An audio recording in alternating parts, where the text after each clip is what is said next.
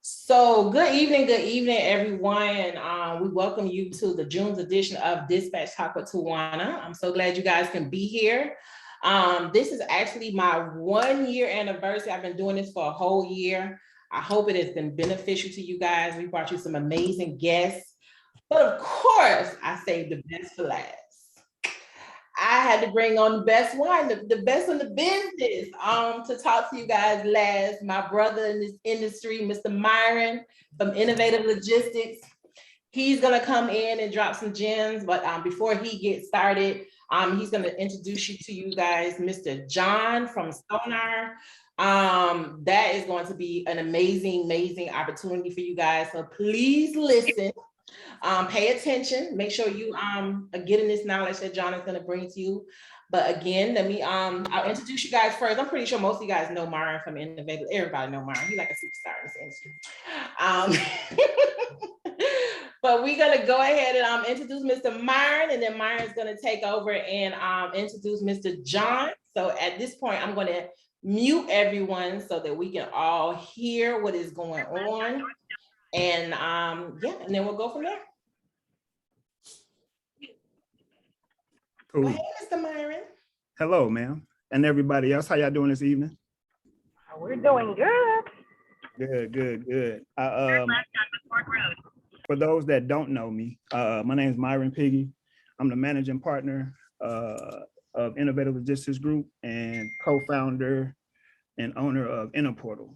I don't know if anybody ever heard of the Interportal, which is the top cloud-based software out there for dispatchers. Shameless plug. But yeah, man, I'm excited. I'm honored to be here. Tawana, thank you so much for inviting me. Finally, you know, I'm gonna let it slide. that best for last. Best for last. Yeah. That kind of made me feel good. I was wondering if I was ever gonna get an invite. But no, man, I'm proud of you, of what you're doing. This is a great opportunity to give some information out to these dispatchers because you know, they don't have a real good name, you know, in the industry, and a lot of the old school folks and these brokers aren't really fans of dispatchers, and I don't know why, man. I mean, honestly, it takes all of us. It's gonna take all of us for this thing to work. You know, the brokers, the dispatchers, the carriers, everybody. So I don't know why everybody got a little tension or, you know, mad at each other. But once we figure it out, man, it's gonna be a great time. So before I get started though, we got a special guest that I invited on, Mr. John Patton from FreightWaves. John is part of, I don't know if you guys ever heard of SONAR.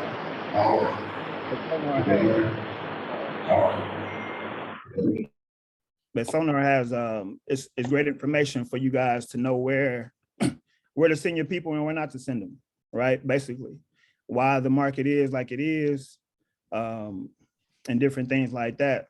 So without further ado, I'm gonna let John do his thing. John, Mr. Patton, how you doing, sir?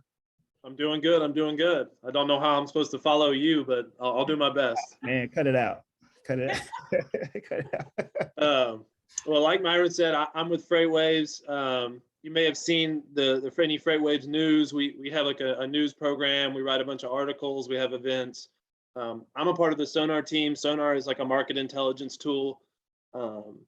We have we have rates. We have tender data, which is the data from those shippers sending out tenders from brokers and carriers.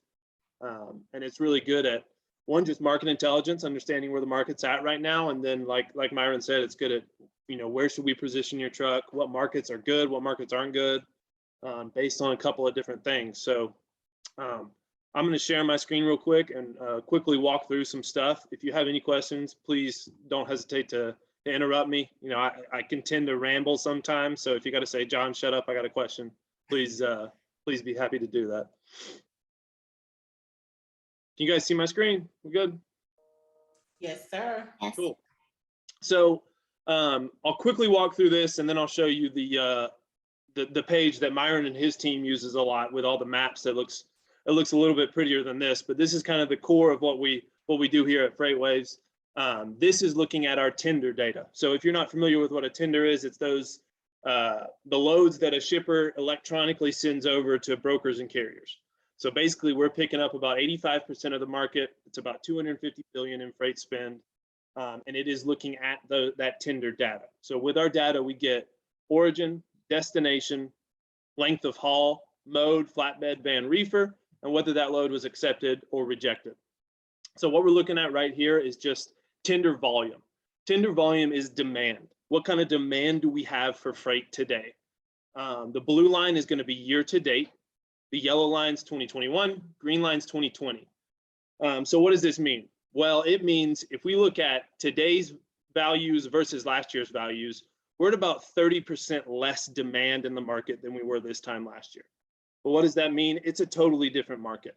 You're not able to easily source freight. Rates are not just to the moon. You're able to easily find trucks. It's a completely different market. So there's a couple of different things that we want to do to, one, track those changes in the market and then adapt to those changes.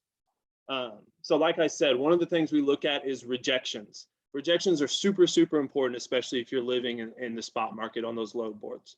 Rejections are looking at the percentage of those tenders that carriers are saying, no, I don't want. So what does that mean? That means it's telling you the carrier sentiment in the market. As carriers as they're feeling better and better and better, you're going to see them reject more freight, which in turn causes spot rates to go up. So just to compare it again to last year, right? We're at around 8% this year. We were at around 25% rejections this time last year. That means a quarter of all tenders were being rejected by carriers. Carriers are feeling great. They were able to pick and choose their freight, pick and choose their own prices, and it's not that case anymore. Just to kind of put it into perspective for you, what we're looking at here is rejections again, but this green line is spot rates, is our national average on spot rates. So what I want you to see is this correlation here. As rejections go up, spot rates go up. Rejections come down, spot rates go down. We see a spike in rejections, we see a spike in spot rates. So what this is telling us are these rejections are direct leading indicators to where the spot rates are going to go. The beauty of our data, it's updated every single day. So when you see this rejection rate at 8%, you're seeing the rejections as of yesterday. You're seeing right now's data. You're not seeing last week's. You're not seeing 2 weeks ago. You're seeing the rejections right now, helping you be a little bit more proactive and helping you forecast just a little bit on where these spot rates are going to go, because that's kind of what everybody's looking for right now, that crystal ball, right? And it's hard to do, but having some daily updating data can make it more proactive for you than reactive. Does that make sense? Do you guys have any questions before I keep going about rejections and volumes and how that works together? Oh, please speak now or forever hold your peace.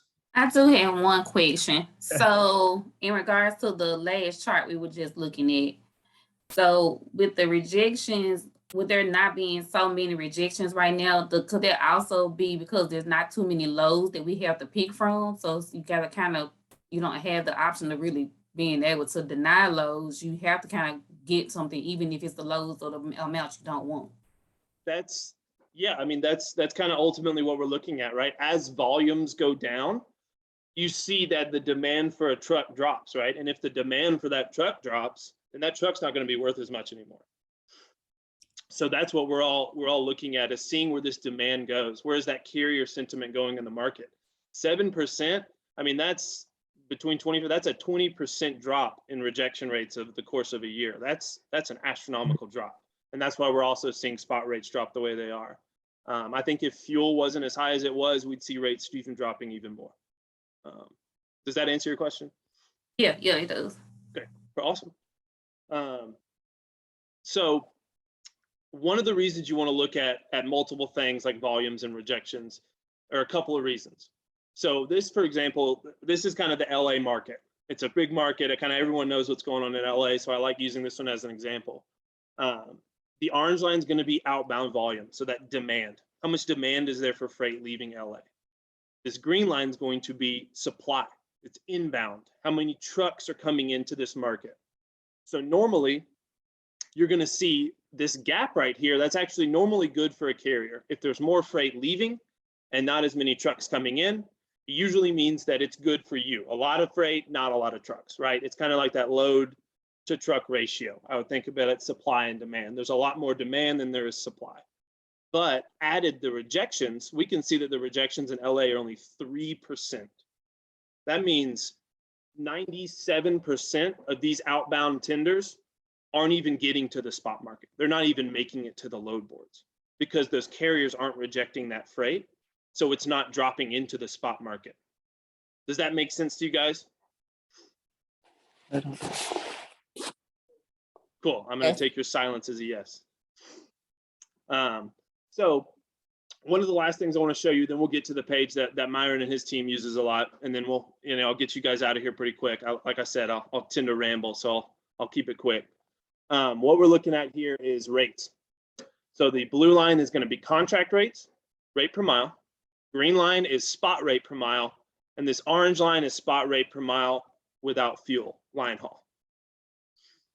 So if that doesn't put it into perspective for you, what's going on in the market right now, I'm not sure what will. I mean, you can see the difference between the contract and spot. The spot market is just not there right now, and you're still seeing contract rates actually be higher than they've been almost ever, right? We can go back and we can see contract rates are still extremely elevated, and spot rates are just not there anymore. So potentially trying to lock down some more dedicated rates can really benefit you, especially while things are low the way they are. Any questions about this page before I move over to the one that Myron's team uses a lot? No questions. No. Does it make sense? I don't want to overload you guys. I mean, I am wondering, do you think it will change, or what could possibly cause it to change? Well, yeah, I mean, there's a lot of things that could change. There could be another war started. We could have another black sheep event, right? I mean, that's kind of what been the cadence over these past couple of years, is there's been, a pandemic and then a war and then fuel shortages. So if something like that happens, like a freeze we saw last year in Texas, that could easily make things change. So yeah, things can easily change with an event. I wouldn't say this is more of a normalcy, kind of normaling out of the market, because it's been so elevated for so many years. Is really what this seems to be more of, is more of a normal, getting back to normal. Right. So this map right here, does that answer your question? Sorry. Oh, yes. Cool. So this map right here is kind of the map that Myron and his team use a lot. What it's looking at is that outbound versus inbound and rejections. So what we call this map is kind of the blue to blue map. So that blue, this deep blue you're seeing, that means there's more freight than there are trucks. And then you can see how some of these markets are taller than the other ones. That's the rejections. So these tall bluer markets, Cape Girardeau, Grand Rapids, those are going to be the ones where there's more outbound freight and more freight falling to the spot market, which is going to set yourself up for an easier booking process, right? So if I have two trucks to book, one of them's in Charlotte, one of them's in Cape Girardeau, I'm getting the Charlotte one off my board right now. The rejections are low. There's more inbound freight than outbound freight. I'm trying to get this covered right now so that I can work on my truck in a market where I do have the power. So I can really kind of try to push my rates up, hit my margins, and then it can kind of tell you where to position your trucks, right? If I'm sending my truck from Cape Girardeau and a broker's trying to get me to go to San Antonio, I'm going to pump those rates up. You're getting me out of a good market and you're sending me to a crappy one. I need you to give me more money. Vice versa, right? If you're getting out of San Antonio and going to Cape Girardeau, you need to be aware that a broker may try to use that against you. They're getting you out of a crappy market, sending you to a good market. So it's really setting yourself up. The analogy I like to use is baseball, right? You can still swing and miss in Cape Girardeau, but that ball's sitting up on a tee for you.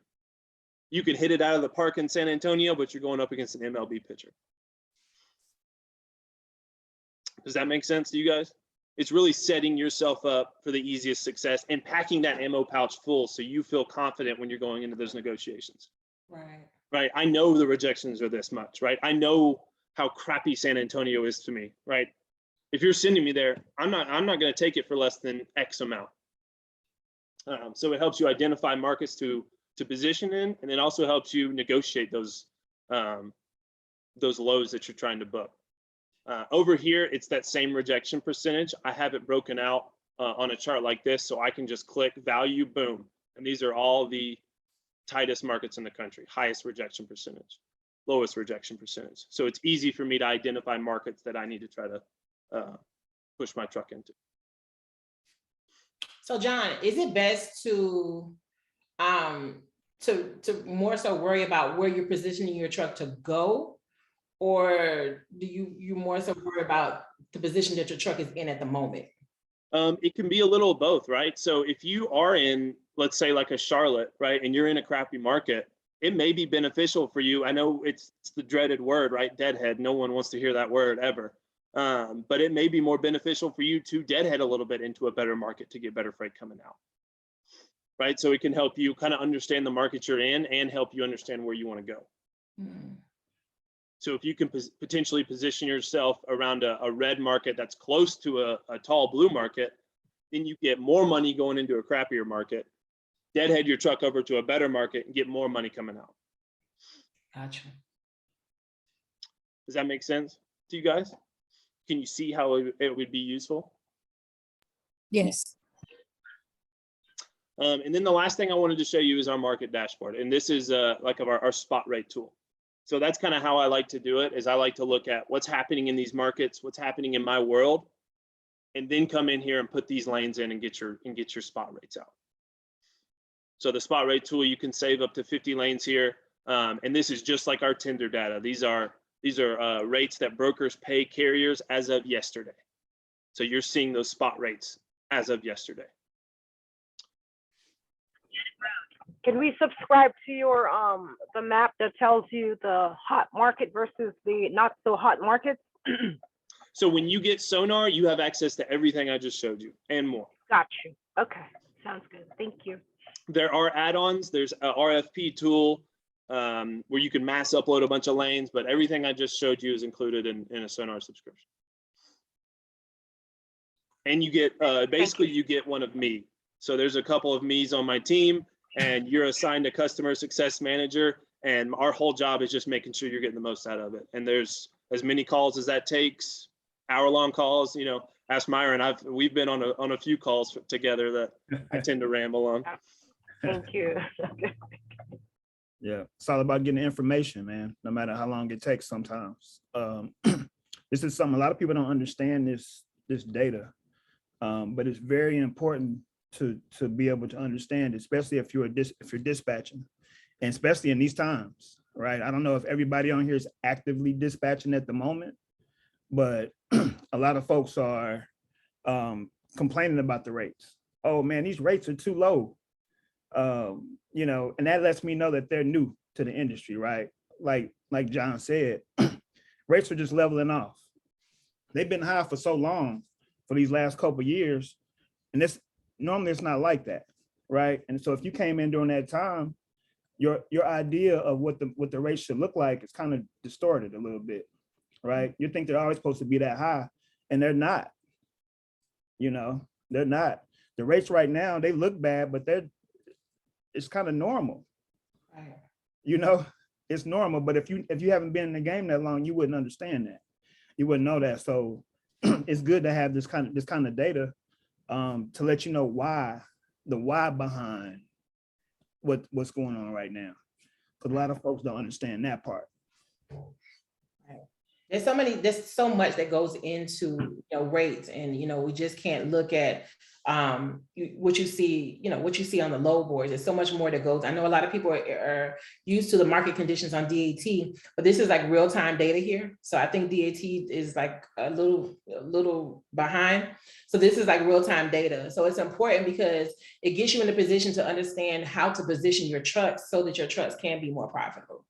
But we're in that, like Myron said, we're in that area right now where we're dealing with how we used to deal with pandemic rates and dealing with some of the stuff that, you may see on social media about rates. So we have to understand that, what we were getting last year during the pandemic and things like that was not normal. So, between the pandemic and between social media, our minds are conditioned that we need, or your driver needs $4 to $5 a mile to make their truck work.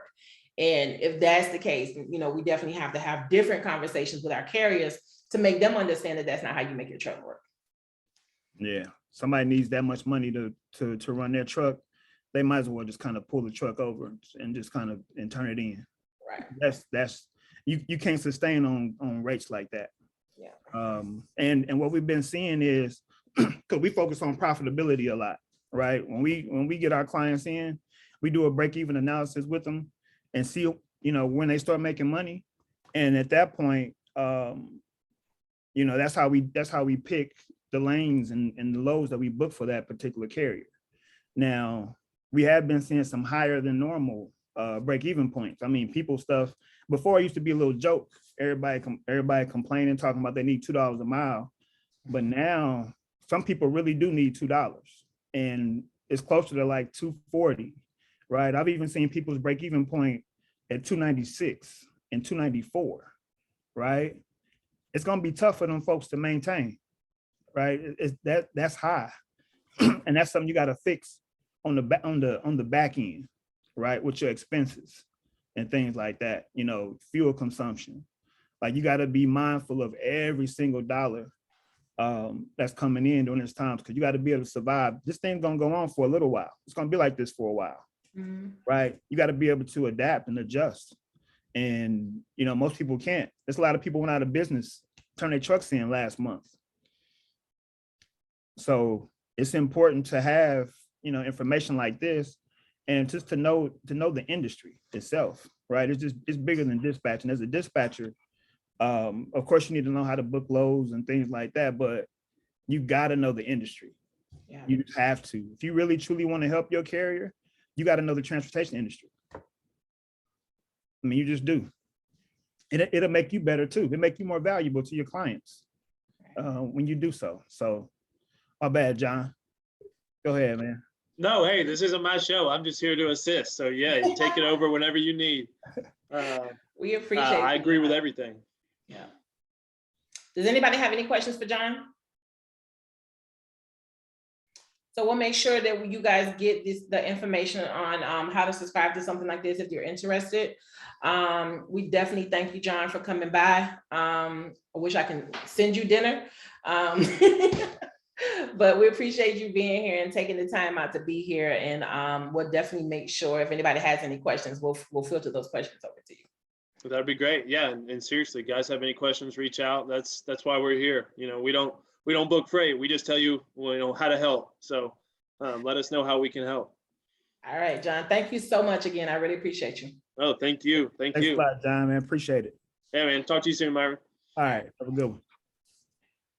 All right. So now Myron is going to get in the meat and potatoes of this call. As always, every month, you know, if you guys have any questions, issues, pressing issues, anything you want to discuss, that's the purpose of these calls every month, to discuss those issues and kind of get you, you know, moving in the right direction. So I'm pretty sure everybody has questions. But so Myron, you know, we touched on it a little bit, but with the, you know, with the way the market is going, what's the dispatcher to do? Like, how do you step up your game, or how do you set yourself apart from other dispatchers, or how do you make yourself appealing to a carrier? You know, the crazy thing is, do what you should be doing in the first place, right? Find your carrier some dedicated lanes, right? Everybody's going to the contracted market now because the rates are better there at the moment, you know? That's it. You know, that has to be the goal though. At the end of the day, like, you got to build these relationships with these brokers. You can't sit there and try to depend on that low board all the time to be the sole basis of your business. You won't be able to grow and scale that way, right? When times like this hit, what you gonna do?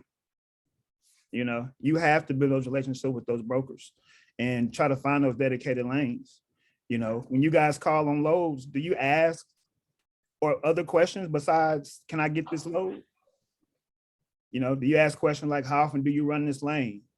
You know, my carrier is a great carrier. He'll pick up on time here. Like, when you really start to try to fight for your carrier, because I know everybody on here has them sign like a power of attorney, right? To give you the right to negotiate the rates for them and things like that. Well, you're not just negotiating rates. Let's negotiate loads, right? Let's see if they got, you know, they might be running this lane every day. you know, but you don't know because your job, you just trying to book a load and get off the phone. You know, you got to build relationships. You have to, relationships are the real currency, right? Especially now, you know, other people doing other things. You got people going to the oil fields. You got folks doing, you know, working on the ports and drayage and different things like that, because the stuff is kind of consistent. And it's still some, you know, it's still some lanes out there, but you just gotta find them. You know, we put a real focus on finding dedicated freight this last 30 days or so, and we've came up with so many relationships, man, so many partnerships that we built. You know, our dispatchers aren't having as much trouble as everybody else, you know, because we're going after, we just made the adjustment. Just made an adjustment, that's all. You know, it's still some folks out there that can survive in the spot market, but there's some folks, like I said, I mean, even people in our consulting pool, you know, they just, expenses is too high. Right now, you got to do something different, you know. So as dispatchers, you got to be able to have those options for your people, right? Give them options. So, so is everybody on here actively dispatching right now, or are you looking to get into dispatching, or? I'm not active. You aspiring to be a dispatcher? Yes, I just started everything. Okay. All right. So there's gonna be some stuff you're gonna come across, and you're gonna hear things on. So don't listen to everything you hear either on social media, right? Everybody's journey is different, right? And a lot of those folks on there be lying, right? They talking about the money they making, all this other stuff. They're complaining right now. Everybody's panicking too. Like right now, people are panicking. That's what that is. It's fear, right? Because you don't know what to do, right? You've been thinking all this time. People that came in the game in the last year and a half, 2 years, don't even know that there's actually something called a freight season. Right. Because the rates were good all year long. So everybody's, you know, not only are they making that money, but they were spending that money too. You know, it's just a life lesson, right? Even in your household, when you go to work, you get those checks or whatever, you don't go take your check and spend it all today, right? You got to save some of that for later, right? For what they call a rainy day, like today. Thanks, Tawana, by the way, for bringing the storm to my section. I know, as soon as I mentioned it, it started raining over there. It's pouring here. So yeah, thanks for that. But what's her name? Is that Janethia? Janethia Boyd. I'm just calling out your name, Chad. Yeah, it's Janethia. Oh, okay, Janethia. So are you actively dispatching at the moment? No, sir, I am not. Okay. Are you looking to become a dispatcher? I am, yes, sir. Okay. What lured you to dispatching? Right. My stepdad, honestly. Okay. He's a truck driver or something? Or? Yeah, he's an owner operator. Okay. Yeah, she's one of my mentees. She's in my mentorship program. Okay. Yeah, well, Tawana, she'll give you the full scope of dispatching, right? Don't get me wrong, like it really can be fulfilling and rewarding, right? But it's not as easy as you see online. Like it's not just something you can go get a laptop, a load board, and a cell phone and say, I'm about to make 6 figures. Right. The processes are simple, but it's not easy, right? You got to be able to grind this thing out. You know, it's a lot of dispatching companies that's gonna go out of business too during this time. You know, the failure rate in transportation is tough, man, because I think that for me, I don't think people really understand what it takes to be successful in this industry or anything really. And when they come across some adversity or obstacles or whatever, people just tend to stop and quit. Right? You gotta have some stick with it with anything that you do. You know, you definitely can be successful. I mean, look at us. We're 4 years in and still going, you know, and they all haven't been like peaches and cream. right? Everybody go through stuff, man. You look up one day, man, and all your carriers are down with maintenance, right? They Or all got shut down because of compliance. or shut down because of compliance, or he done made his driver mad, so now they need the driver now, Right. right? Those are really the number 3 right there. That probably is the issue with a lot of dispatchers in their carriers. Shut down because of compliance, no driver, or just shut down because they can't run their business. Yeah. So, you know, when that type of stuff happens, then what do you do as a dispatcher? How do you pivot? Like when you change, when, you know, when your carriers aren't as consistent, maintenance, no driver. I know I've talked to a few of you, and in calls, and it's been kind of like that frustration. My carrier is looking for another driver, or my carrier is down for maintenance again. So you have to figure out, as dispatchers, what do we do? How do we pivot? How do I either offer more services, or how do I, get better, or how do I get better carriers?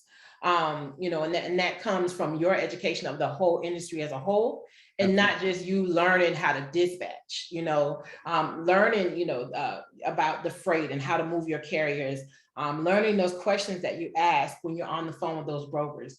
Yeah, of course, you want to know about that load that you saw on the load board, but that next question, if that load is booked or if that load is not available, your next question is, like Myron said, do you have this lane all the time?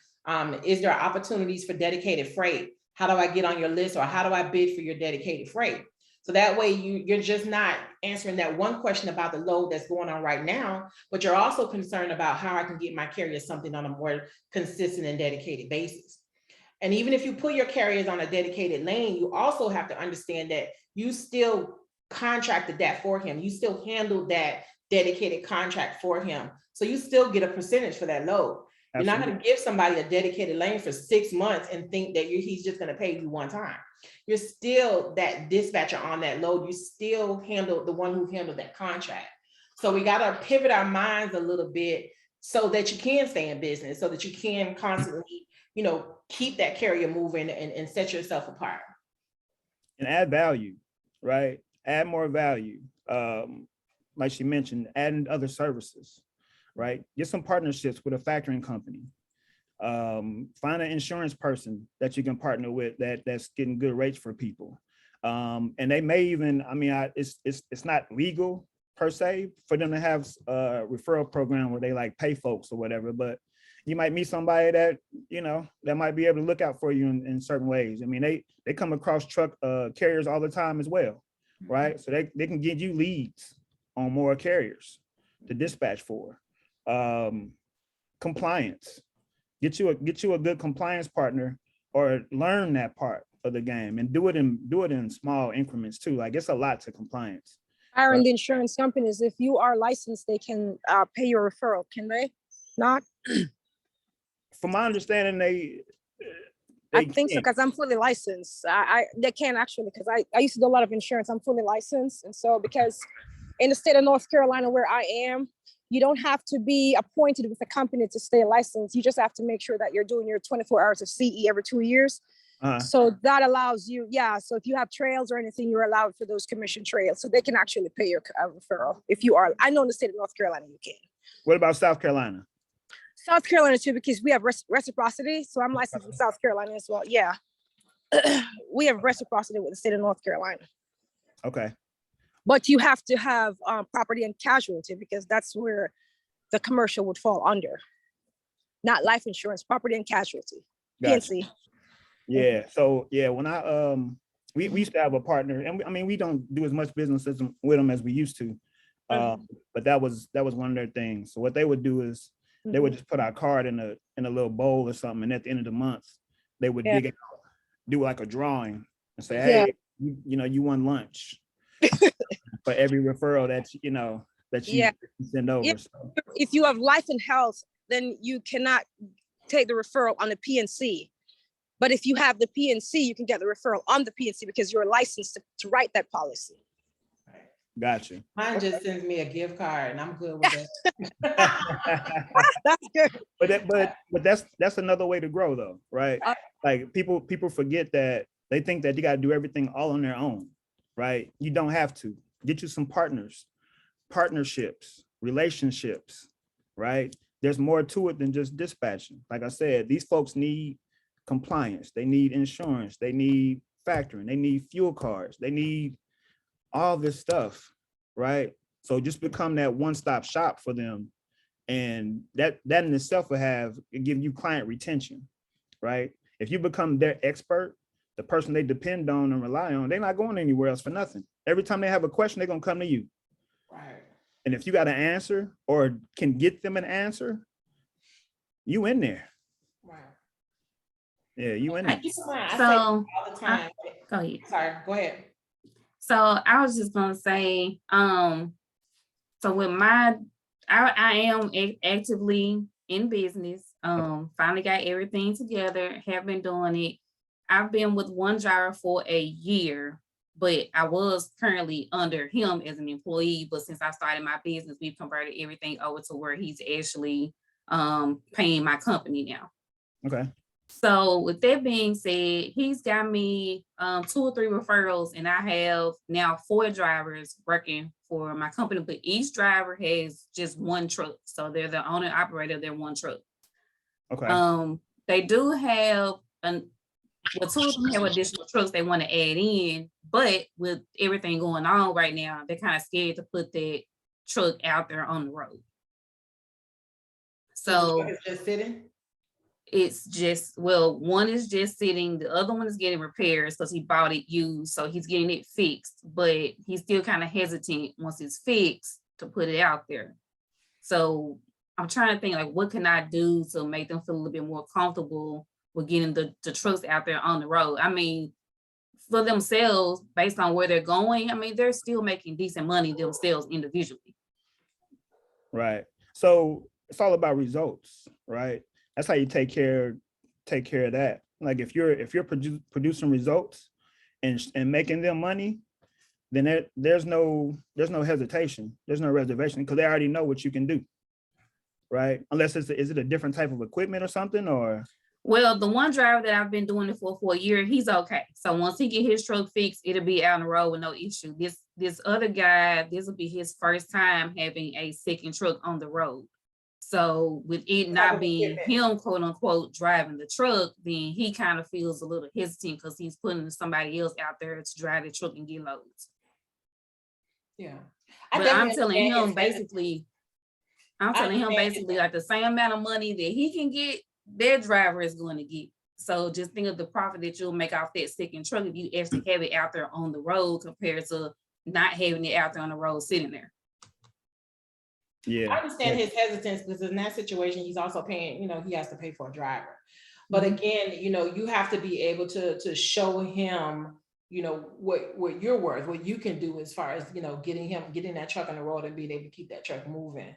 Do you know what his bottom line number is? What is he looking at per mile? So he's happy with what he's getting right now. He gets close to about 75 a week. So with the 7,500 he's getting a week. What is he looking at on a per mile basis? He typically is to go out 3 and to come back 2.5.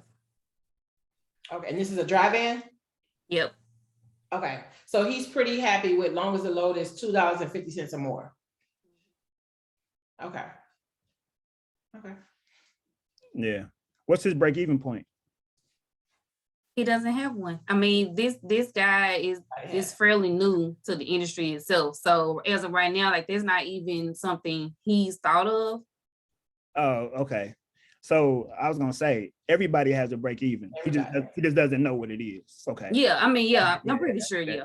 Yeah. So why don't you give that to him? Why don't you find that for him? Right. It's all adding value, right? Because as a business owner, if you don't want to know what your numbers are, something's wrong. Right.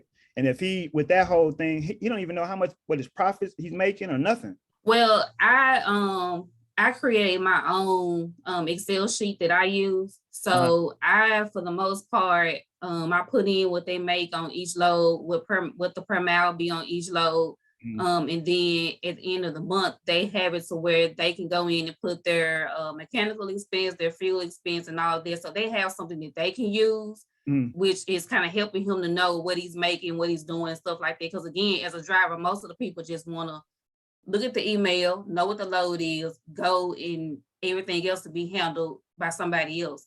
So for the most part, I'm handling like the everything part of it. Just for him to put that other truck out there, and it being his first time putting a second truck on the road. Now he's trying to figure out what those expenses will be for that second truck being out on the road. Right. So do you understand how that could hinder his profitability? Because there has to be some type of conversation. Like, are we being profitable? Even if you have like one conversation a month, are we being profitable? How much is this truck making? How much did you actually profit? Not just, okay, we pulled in $7,500 this week. That sounds great. But how much of that was actually his profit? How much fuel did he use?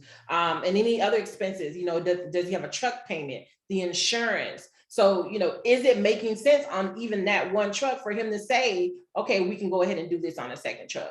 So implementing some type of monthly meeting with him to go over those numbers to make sure that there's some type of profitability, you know, would help you both, you know, because he's understanding what his numbers is in one truck, and then he can make that decision to see if he can still, you know, implement a driver and a second truck in order to still be profitable. I'm sorry, Myron, go ahead. Oh no, that's all right. That's fine. Plus that meeting alone is going to improve the client experience, right? That's the thing, like customer service. What am I getting for whatever you're charging, right? You know, you got to stand out. You can't be doing the same thing that everybody else is doing. You know, what sets you apart from Miss Walker, you know, from Miss Walker's dispatch or Miss Dean's dispatch? You know, why should I work with you as opposed to anybody else? So those are some things. And I don't know, you know, as far as marketing and things like that, you got to have that type of stuff in your marketing, right? You got to have that in your agreements, right?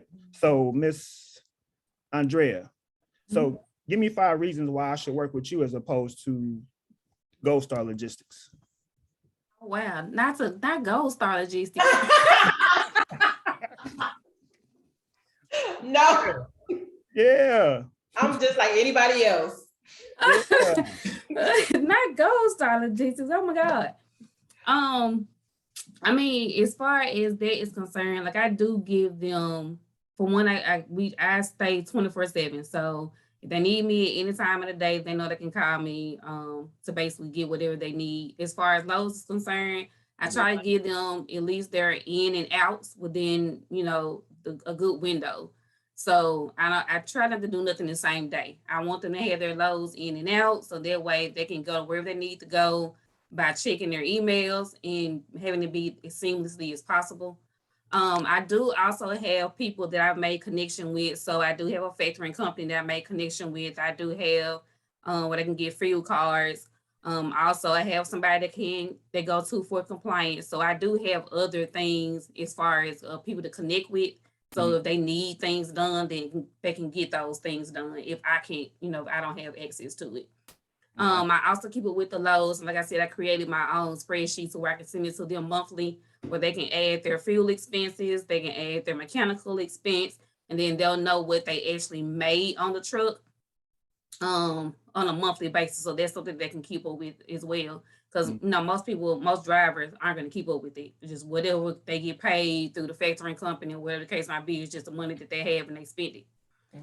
So I do have them, I have something kind of set up for them to be able to look at that. And I mean, for the most part, those are still kind of small for me. So I don't have a lot of different avenues to why they should choose me, but I do, you know, the ones that I do work with, for the most part, they say I'm a blue-eyed pit dog, pit bull. Okay. Can you stay on them? I stay on them. I do stay on them. I make sure they get to where they need to go, and they're in a timely manner, and you know, a timely and safe manner. But Yeah, I do make sure they get where they need to go and they get their loads, and you know, they don't have to call the brokers for anything. I mean, they have me for that. If they need somebody to fight for them, or you know, whatever happens with their loads, then I'll be the person that they will call. I try to take all of that away from them so they can just drive where they need to go and get back to the next place. Yeah, no, that's good. You definitely got to educate them, and you got to stay on top of them, right? Most of them are really bad with time management, you know, and that, and so the carrier they'll put all the onus on the dispatcher, but a lot of that stuff depends on the driver, right? Yep. He's the one moving the truck. Is he good with his hours? Is he pick up on time? Does he, you know, and you got to know that, you got to know that yourself too. Like, so when I talk about knowing the industry, you got to know things like hours of service, right? Another thing that I see that dispatchers are struggling with is travel time, right? These are not cars, right? These are trucks. Oh yeah. Right? So don't be talking about, oh, well, he only had to go 600 miles. He should have been there in such and such time. No, you gotta give it. So how much, so when you look at the travel time for your carrier, right? What do you base it off of? So a lot of the loads that we get for the most part are kind of consistent. So we kind of stay really in the same distance. So the drivers that I have stay within a 600-mile radius. Right. Because we want them to be able to go where they need to go without having a 10-hour reset. Okay. So how are they driving though? What's the mileage? How many miles per hour? What we doing? So one of my drivers, he has an access to go a little bit faster than he needs to be. But I can't stop him. He's young. He's my youngest driver. He's my high head. So I'm still trying to get him a little bit more acclimated to driving on the road and being an owner operator and understanding what that means to be an owner operator. But my other two guys, they're a little bit, my other three guys, they're a little bit senior. So I mean, they get out when they need to, so they can have their reset when they need to. As far as how fast they're going, that part I don't know.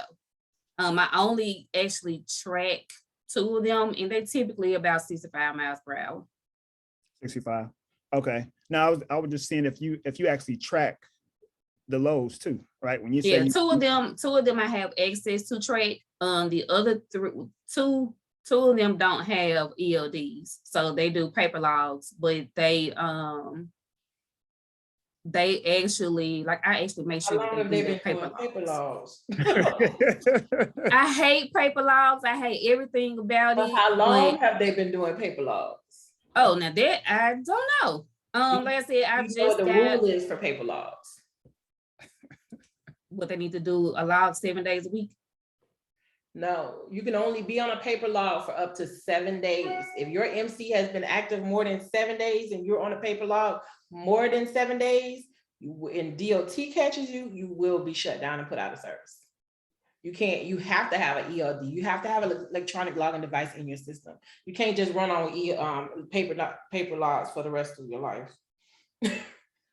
I can't remember, and this driver doesn't go out there often. I can't remember the reason why he doesn't have an ELD, or the reason why he's even permitted not to be able to have an ELD. I know he does have an older model truck and something about a Glide where he doesn't have to have an ELD. But again, I haven't had this driver in a while, and I don't know a lot about the dispatching to know that he can or shouldn't.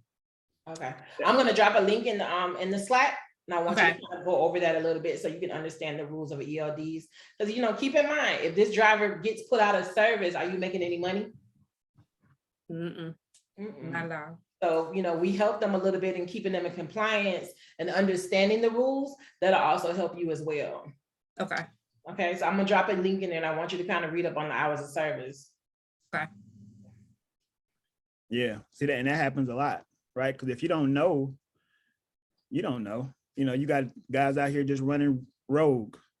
Yeah, I mean, I went out what he told me, and me not knowing any better, I just went with that. I mean, I knew I had other drivers that did have ELDs and had something in their trucks to be able to be tracked.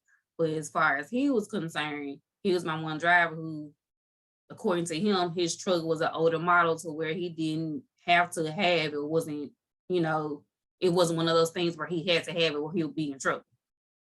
Right. Mm. Okay, that was his interpretation.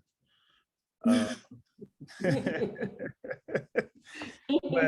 so that's why it's good for you, for all of you, to know the industry.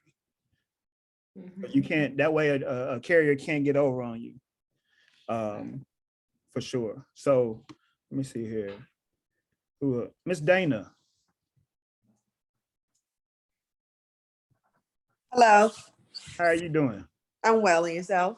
Doing awesome. Thank you for asking. Are you actively dispatching right now? Or are you looking? I'm not. I'm not. I actually just left the medical field, and I've been talking to a few people up in Jersey. I'm from Baltimore. My husband is from New York, so he has a lot of friends that do drive trucks. So I stepped away from the medical field. I've been trying to figure out what I wanted to do, and I've been having a lot of meetings with them. So I just wanted to just step into this field, educate myself, and maybe move forward. Okay. So why is it dispatching or just transportation that got you? I was looking at a lot of the dispatching in Baltimore and Maryland. We don't really have anyone who's doing this type of work at all, especially from female perspective. Okay. And I've ran into two people that I know that are brokers, and they took classes up in Pennsylvania. However, they were just saying, like, you know, it was maybe I should start off in dispatching just to, you know, educate myself. And I met this really nice young lady that's from Baltimore, but she moved to Atlanta. And she started a business, and it does sound very interesting. I'm very aware that a lot of things in the world won't move without tractor trailers or any type of truck. So Right. When I saw this class actually on your page, I clicked on and I was reading about, you know, Gold Star, and I was like, I'm going to just hop on tonight and just listen. Gotcha. A lot of people say that, Tawana. I don't know what your thoughts are about it. When people say, oh, you want to get off into transportation, you should start off in dispatching to learn more about transportation. I don't necessarily agree with that.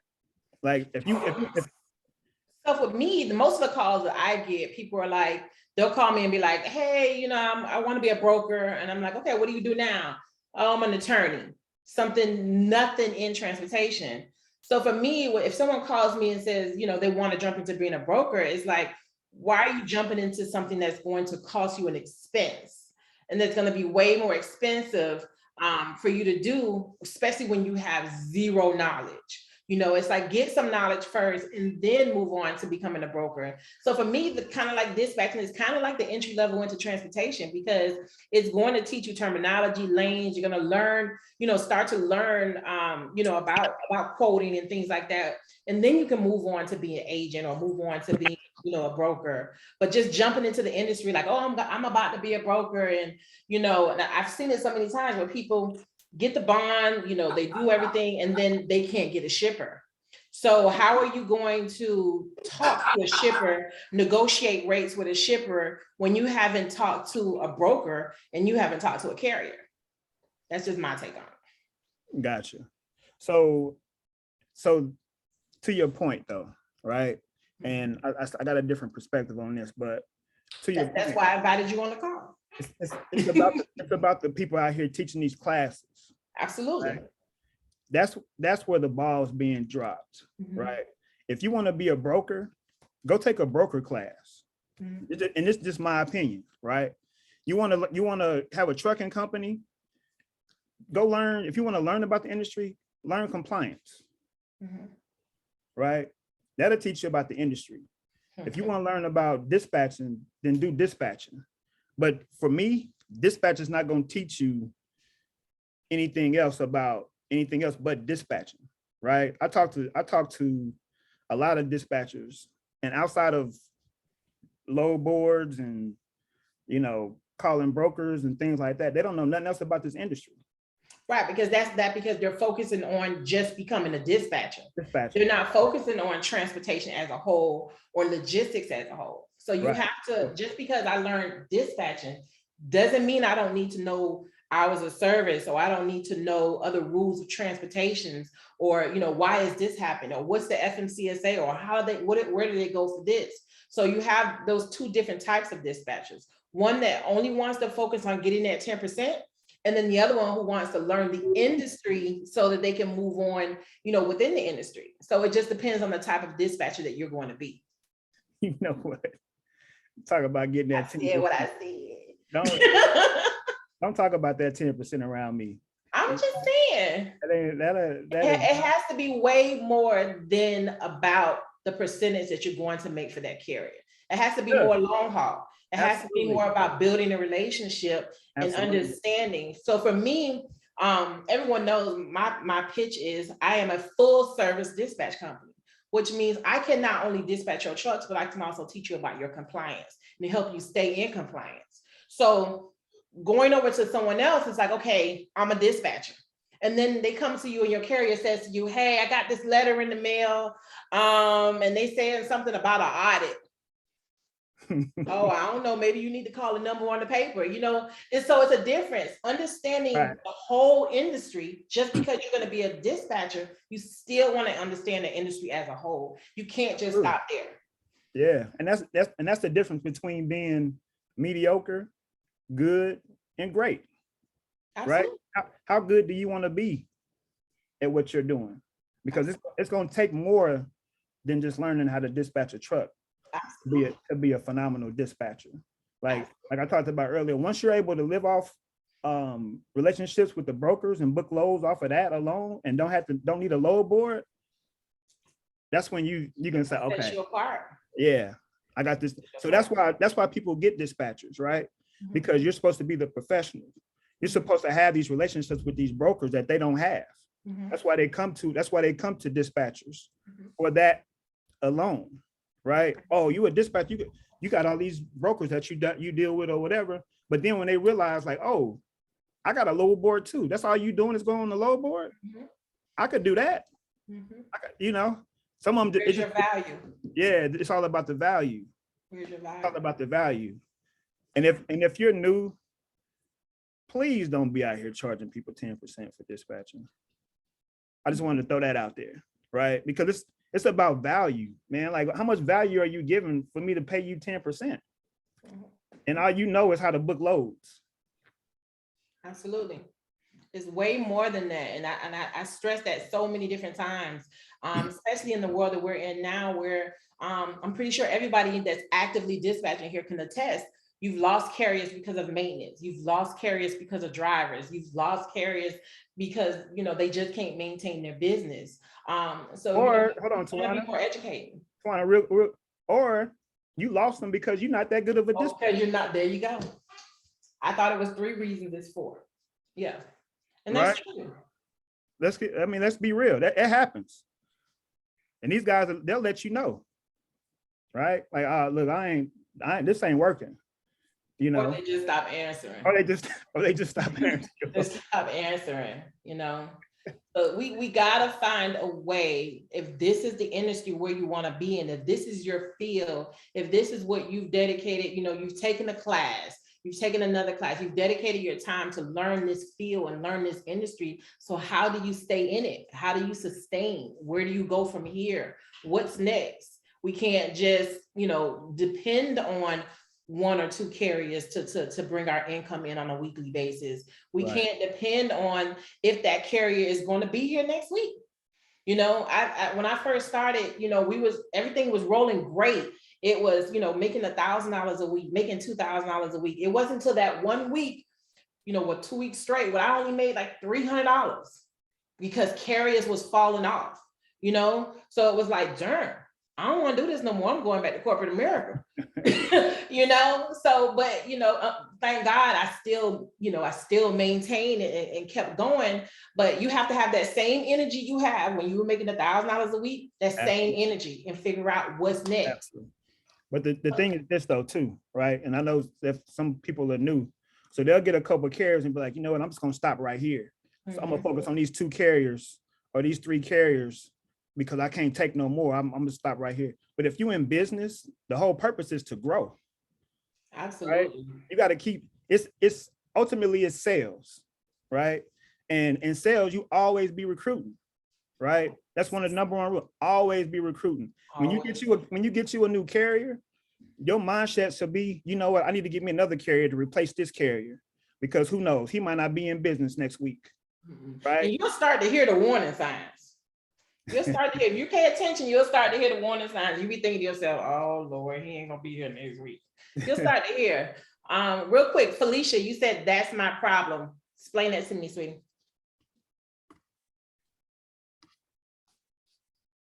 Felicia, is it Felicia? Felicia McLean? Yes, I'm here. Sorry, I'm driving. Oh, no worries. Explain that to me. So you said that's your problem. What do you mean? Oh, keeping carriers and accumulating more. So I signed a box truck driver and I devoted all my time to him. 3 months later, he said he don't need a dispatcher anymore. He can do it himself. He said he feel like he doesn't need to pay a dispatcher because it's a waste of money. He can use that money on gas. Okay. So why you had him for those 3 months? What was going on? Was he being profitable? Like what was going on?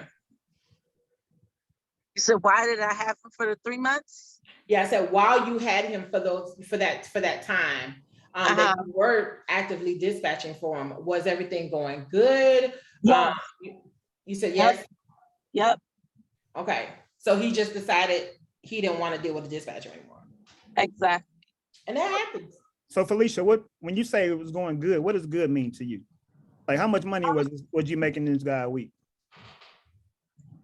He wanted to take home 5,000 to 6,000. When the first couple of weeks we started out, he wasn't making that because I was learning, he was learning. But then after that, I gave him exactly what he wanted.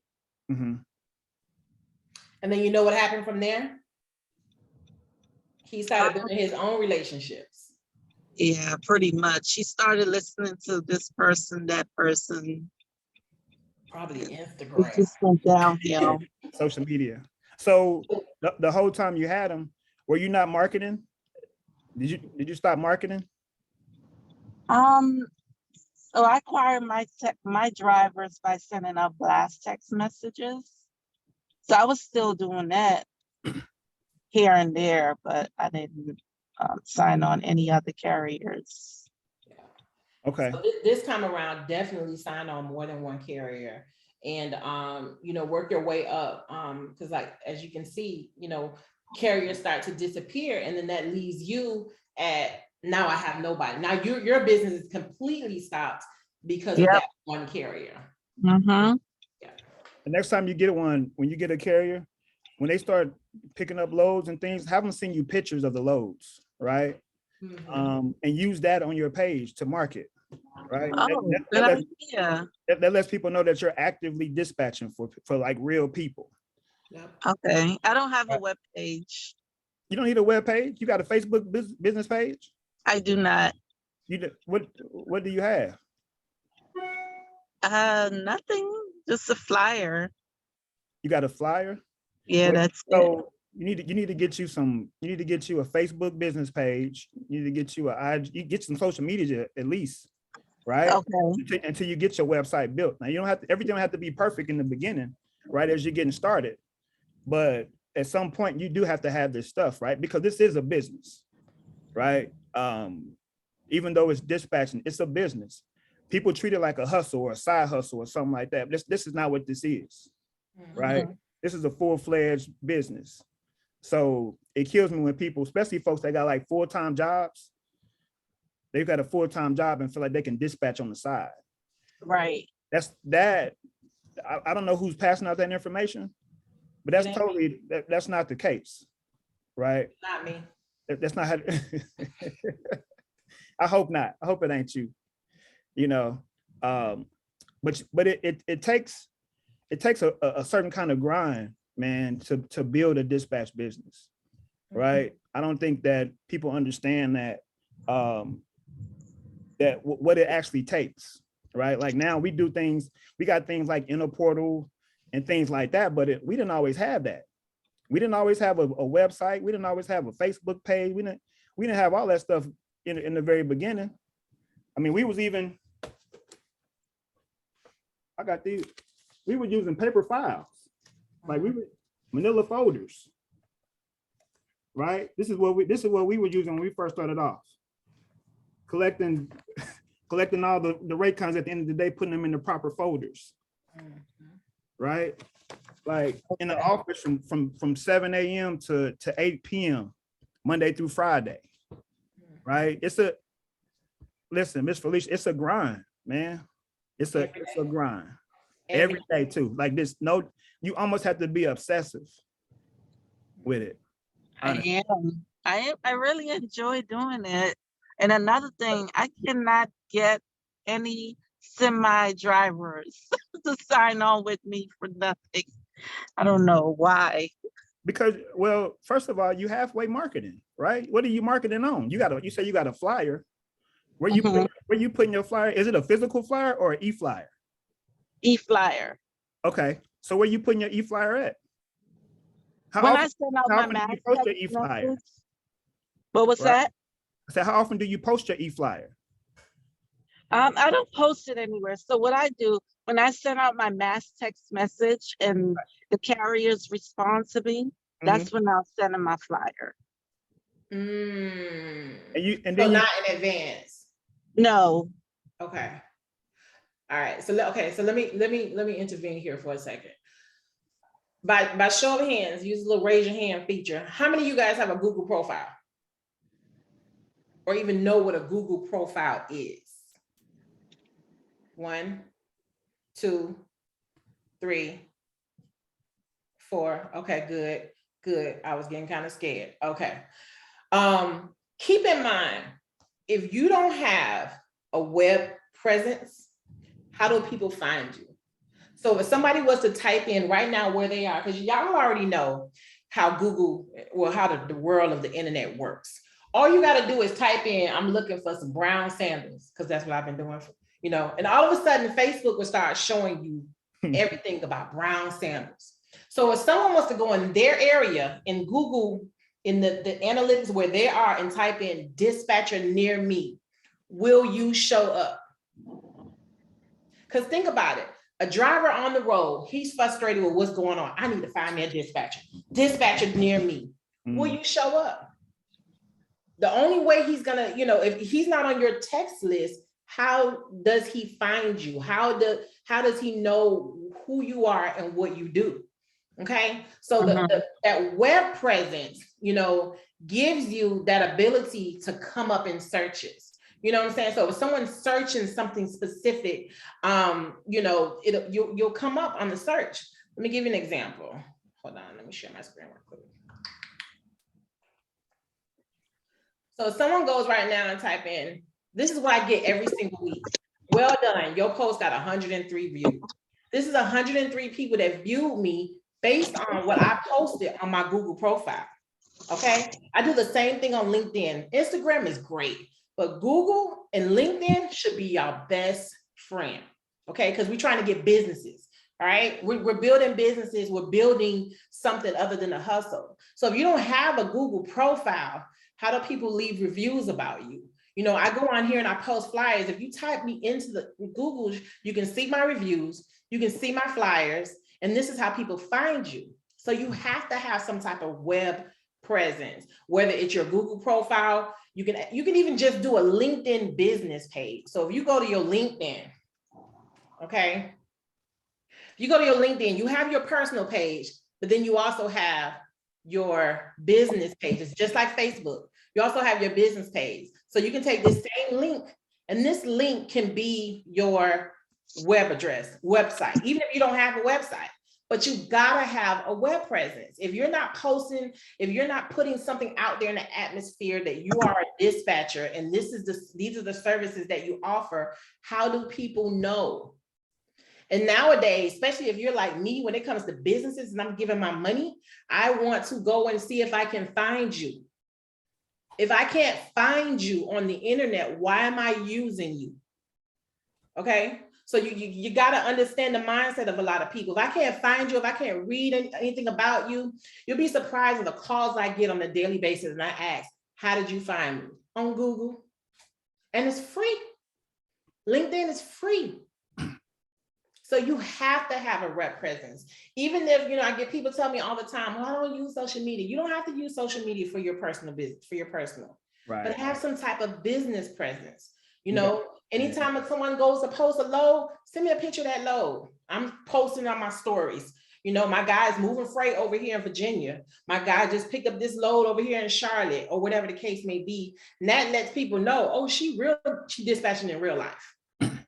Okay, you got to be your biggest salesperson, and that's being your salesperson on a budget, because a Google profile is totally free. Mm-hmm. Every single week, at least 2 or 3 times a week, I am posting on my Google profile and on my LinkedIn. IG, but LinkedIn and Google all week, every week. Yeah, IG's not really for business building, right? Now, we built our business on Facebook. Right, in the Facebook groups, there's thousands of trucking groups on Facebook, and like I said, we started off with a 30-foot non-CDL hotshot. That guy took pictures every time he picked a load up. Every time he dropped one off, he was taking pictures. We was posting those pictures on Facebook in different groups with captions and things about our services and all of that stuff.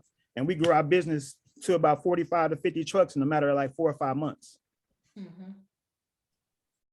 And that's from constant posting, constant cold calling, building relationship with partners, doing all of that, factoring companies, fuel card people. Like, we was like really going after it. You can't be a secret agent. People need to know what you do. Who we got? Jackie. Yeah, sorry, I'm in a swim meet, so I can hardly hear. But I have a LinkedIn. I have a website, LinkedIn, Google, Snapchat. I mean, everything pretty much. But I know I have a personal Google profile, but I don't think I have a business one. So now that you guys are mentioning that, and also, I never really thought about posting the pictures, because my drivers typically do that too. When they're load and unload, I'll see the freight. But that I never even thought about that. Mm-hmm. I never thought about that. I guess I'm being a little bit slow over here. So you don't know what you don't know. Yeah, I never thought about that at all. We're doing that because of some lessons learned. We've had issues before about how the freight was loaded versus how it was unloaded, and of course it was investigated, and we realized it was the shipper and mistake. But right. So kind of just take that as a lesson learned to take pictures, loading, pictures unloading, so we have those. In the event that something like that occur, where you need to substantiate what they're saying happened or didn't happen. So that's really what led to us doing that. But now I'm like, oh, okay, there's actually a benefit of posting. I didn't know that. Yeah, absolutely. And sometimes you got drivers to where it's a double whammy for you, right? Yeah. Some drivers, you have to say, hey, look, man, and they're supposed to be checking that freight before they leave too, right? Yeah. They're supposed to make sure that it's secure, because the last thing you want to do, or you want them to do, is get somewhere and go through what you went through, right? And they say, you know what, this stuff is, we're not taking this. Yeah. Right? Take it back. Yeah. We've had situations like that before, and I keep emphasizing to drivers. I find that a lot of the drivers, it's like it's like repetition. It's like sometimes they're so hard-headed, and I was like, here's why you need to do this, because so and so and so and so. And it's like, oh my God, I am dying here, So it's kind of like, these are lessons learned. This is the way how I can advocate for you, which I really advocate for these guys. I'll go up against the broker and say, listen, this is what occurred here. Here's what we're doing. Here's what substantiate that, and really go to bat for them. And so I think sometimes just like that, they kind of sense a sense of loyalty, so they will stick in with you, because they know that when the going gets tough, you've got their backs. Absolutely. But I never thought about those pictures, and I was like, oh, okay. Yeah, do it. Great advertisement. It'll make a difference. It'll make a difference for sure.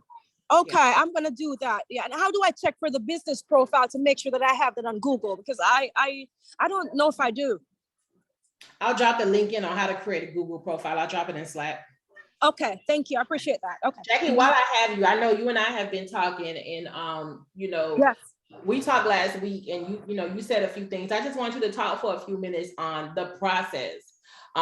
You know, the process of what you've been doing, you know, you going from a dispatcher to, you know, going to now being a freight agent. Just talk a little bit about your process and your struggles and how you kept going. Well, for me, you know, I came out of a whole different world. And so when I took like I told you before, when I did my research, I knew what I was looking for, because there are a lot of people out there with the dispatch force, but I went to your website and did some research, and there were just some things there that I just like beyond the fact that you were teaching the class. So I took that, and one of the things, again, for me is, if you know the stuff, I'm not going to reinvent the wheel. I don't have time for that. So I got a lot of stuff from you. And sometimes when I'm going through struggles, believe it or not, I can hear Tawana's voice in my head, you know, like, like she's haunting my sleep or something. But I remember the time when she said, you know, and she reiterated that today about though when she started and the weeks are going really well. And then she got weeks where it just go crazy. And she's like, oh my God, I've had that. And I heard your voice saying the same thing. I was like, okay, so this is what Tawana is talking about. So it's time to dig in. But I definitely wanted to do a full year on just dispatching and learning beyond dispatch. And you know, you guys were just talking about that do you just want to be a dispatcher? And I was like, I want to learn everything, but this was a great place for me to learn and to hear stuff and read stuff. And so now I'm doing my due diligence, like, what is my next step? So I reached out to Tawana to just find out more. And again, is listening to them, like, you know, it may make sense to go out as an agent in the beginning as opposed to a broker, just to, again, get your feet wet and stuff. So I've been looking at that. And then I've been looking at the bonded warehouse, the way the pros and the cons. So I've been doing a lot of my research. Like, I'll go to the Customs Border and Protection website to get the information on the bonded warehouse, just to kind of see what next, where do I want to go next to build out. The dispatching is going really well. I'm actually partnering up with a friend of mine. We're going to do drayage. So she does a lot of drayage. So I'm going to do a lot of dispatching for her. She has a brokerage. So I'm going to just carry a lot of those drayage. And it is just, right now, there's a lot of money in the drayage space because there's a shortage of chassis and you can't move the containers without those. And so, but like I said, for me, it's more of, I really listen to her. So everything that she says, I implement it. So if I'm on any of these calls and, like, you know, Byron, you're dropping nuggets, I implement them. And because I'm like, you guys have done them and they work. So I usually, that's for me, when I leave the meeting, I don't just leave the meeting, that's it. I start to implement what I get from you guys. And it's really starting to help me and just to kind of grow, like, you know, like as Tawana said, you know, don't just dispatch, figure out how to pivot, add some more stuff, because, and she did say that several times, the trucks are down or something happens, and what happens to your income? But if you have other things going, then that's bringing in income. So I've really listened to a lot of, you know, every time I go on the call and she has guests just as yourself here and they drop these nuggets, I just say, okay, and you're not going to take everything away, but just what's going to be more applicable to you and what you're trying to do. And so that's where I am. I feel comfortable now to go to the next level. So I will just more hire. And she has said that to me too. Jackie, I don't dispatch anymore, but I still have my dispatching company. So it's constantly in my ear. That's what's up. I'm super. I'm super she's proud. Like, she's in my dreams. So I'm like, oh Jesus. So I'm like, okay. So I'm serious. I really am. So I'm like, okay. So this is what Tawana is saying. So now I'm like, okay, I need to hire dispatchers so they can run it. I have all the procedures in place, so it's systematic, you know, and so I can do that so I can get to the next step. But I'm like, that's exactly what Tawana said. She said, I don't dispatch anymore, but I have dispatchers. And, you know, she said, that's my bread and butter. And I'm like, okay, that's my bread and butter, you know, so it's the same thing. So it is not just about being on the calls and just hear and get the nuggets. It's about to act on them. Absolutely. So that's, yeah. So that's, I really like I'm just always so grateful. And then last year I discovered that me and her share the same birthday. I was like, that's why we drew. That's the problem, right? Same exact birthday. The same exact birthday. And I was like, that's what it was. You said it right the first time, Jackie. That's the problem. That's what you said it right there. Whatever. No, it's not a problem. Scorpios are just, they're driven, but there was something I was like, I couldn't figure it. I'm like, what is it about her that there's something about her. And she really tries to help a lot. Like give you information. And if you reach out to the group, if you have a problem, then she reach out and she'll try to find answers or so. And it really just, it helps me to really just develop and just kind of get to where I need to get to. But like I said, don't reinvent the wheel. I mean, when I took her class, she said, download all these forms. I just do the same. I just use them, put your logo on there. And that's what I did. I just use the same things.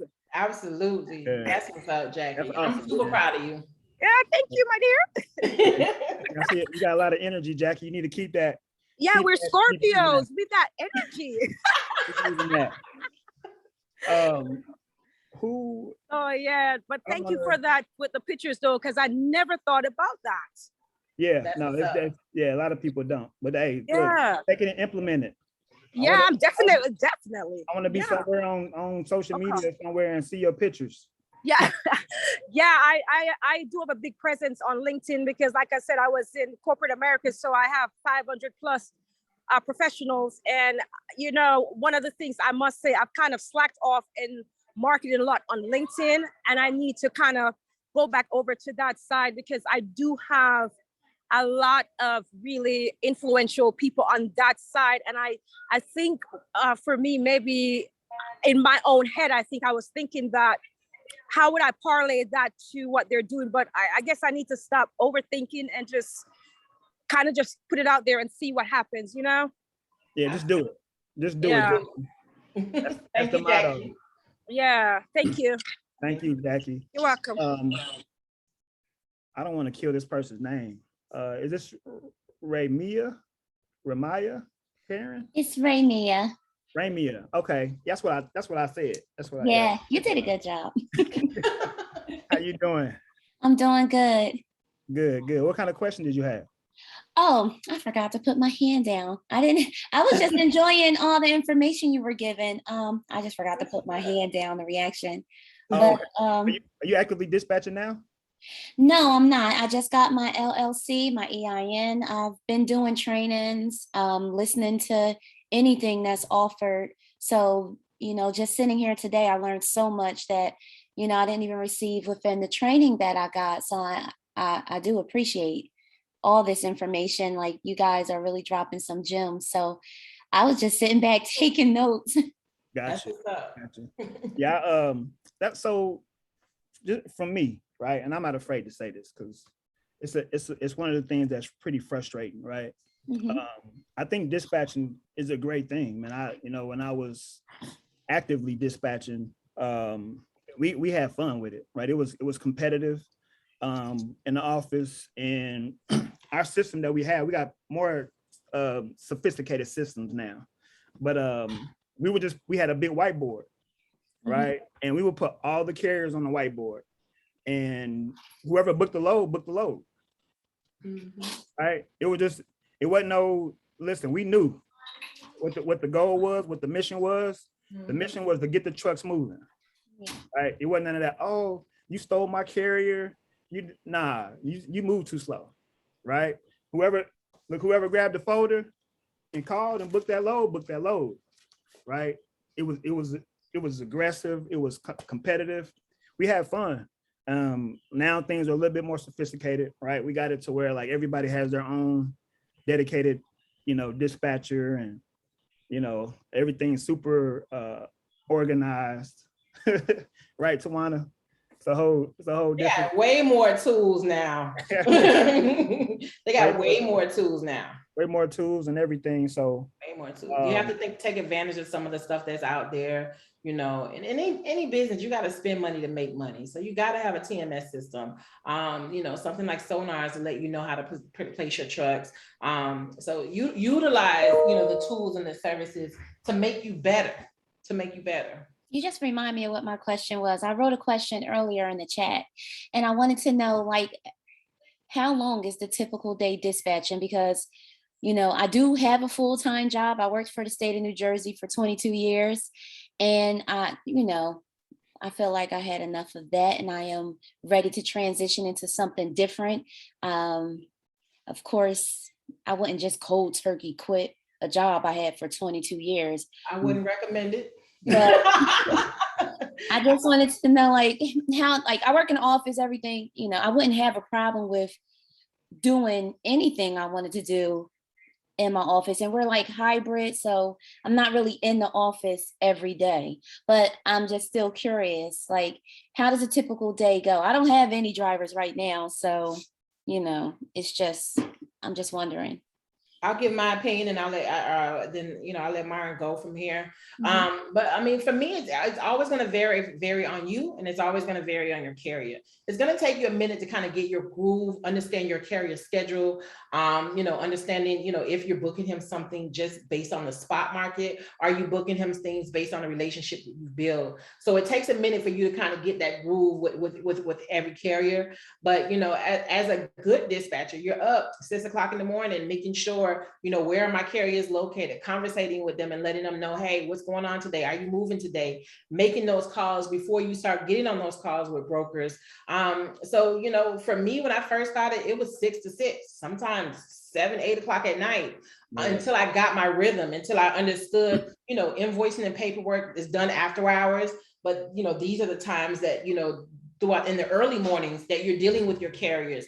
You have to be readily available. So you can't it's not just about, hey, I booked the load, because if a carrier calls you, you still need to be available. If he says, hey, this address that you sent me is not right, you still have to find a solution and figure out what's going on with the address. So it's more to it than just getting up, booking the load, I'm done.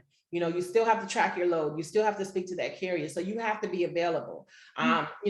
You're not being available is always going to become a problem for your carrier. If they're calling you and you can't respond, or, even if a broker calls you to get a status and you can't respond. So until you once you get a carrier and you start to get that rhythm, you start to understand how that carrier moves. It may be a little difficult to do both at the same time. But again, you understand your availability throughout the daytime and how you can maneuver that without getting fired. That was my thing. I started as my full-time job, but it got to the point where I either need to quit or they're gonna fire me. Well, I can't wait to get to that point, because like I said, I've worked there for way too long. And, the whole thing with any type of job that you're working, that's not your business. If I'm you, I don't know how your job was, but it's a lot my whole job was customers. I worked at a school at a university where I saw students. We used to have students waiting outside my office for an appointment, but I had to get this load book. I had to get my rate confirmation.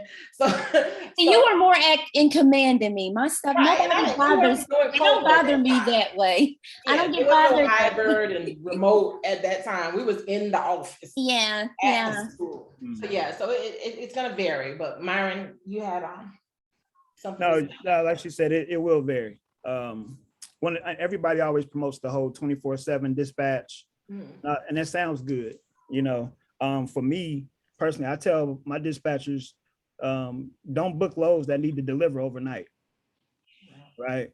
Honestly, most shippers and receivers are open from 5, 6 a.m. to about 4, 5 p.m., right? Have your drivers moving during those hours. Mainly because my first priority for these carriers is their safety, right? Most accidents happen in between 12 a.m. and 5 a.m. right? I don't want my drivers driving overnight, right? I want them sleeping overnight, waking up in the morning, going to pick up a load or going to deliver a load or whatever the case may be, during the day. So that's what I would do.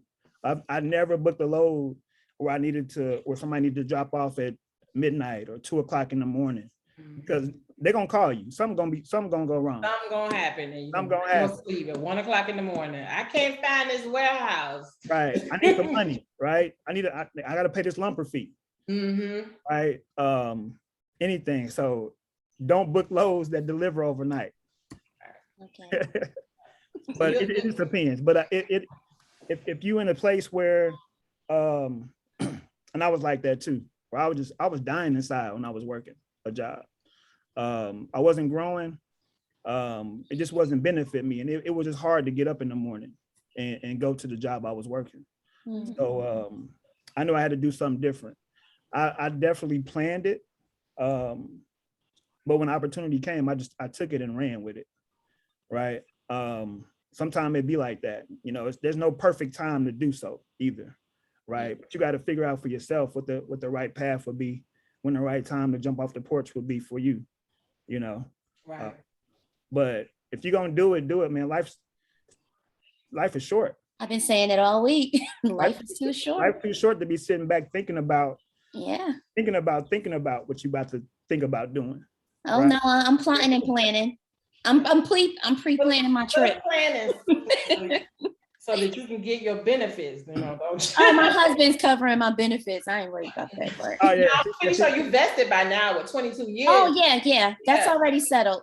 Okay, put a plan in place, and and then figure out where you want to go from there, and then make it happen. Just, but make your goals and go from there. Mm-hmm. Yeah. Don't be nervous, because I stepped all the way away from radio over 17 years. Oh, that's what's up, boss. So when you stepped away, how many carriers did you have, or did you just cold turkey it? No, and I cold turkeyed it. I've been home now for a month and 2 weeks, and my husband, of course, had my back.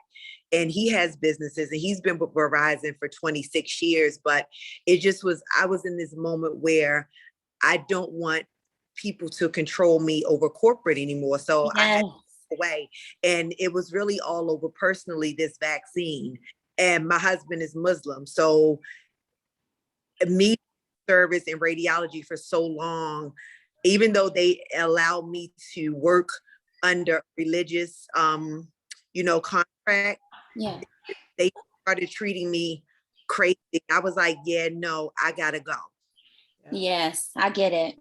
Yeah, don't ever be afraid to step out. And I walked away, and I made sure I had my benefits, my retirement, everything. I had everything. I started noticing it maybe 4 weeks after they approved me. It came down to the color of the badges that we were wearing. And I said, wow, this is racist. I gotta go. Yeah. Yeah.